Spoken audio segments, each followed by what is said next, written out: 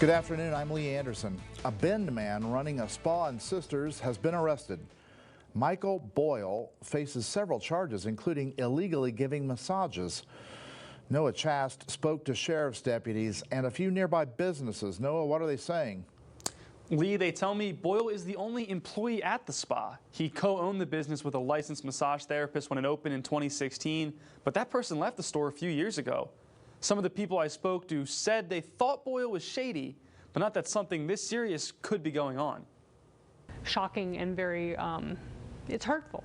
You know, as a person, it's very sad.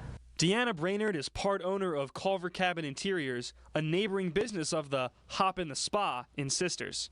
Spa owner Michael Boyle is facing charges of sex abuse, harassment, and practicing a massage without a license. His spa offers a bath full of beer for relaxation and medicinal purposes. However, a month ago, the Deschutes County Sheriff's Office received a complaint from a woman about sexual abuse and harassment during a massage at the spa. The Sheriff's Office says Boyle, the only employee, is not a licensed massage therapist. When these other massages were offered, he was not licensed to give them.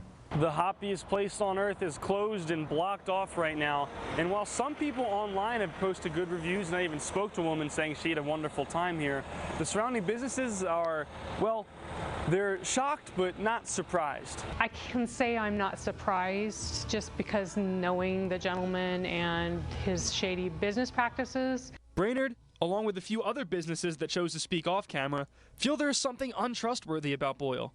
His demeanor and his business practices, and if you just kind of look at his business, makes you go, seems very unprofessional. Only one woman filed a complaint, but deputies are hoping to talk with other people who receive massages. There could be stiffer penalties for sure.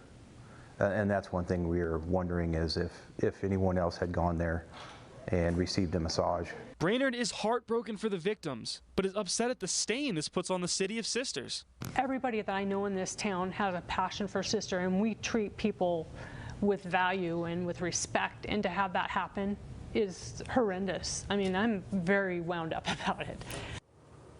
The Deschutes County Sheriff's Office encourages anyone who received a massage from the Hop in the Spa to contact them immediately. And there is a state website to check the status of a person's massage license.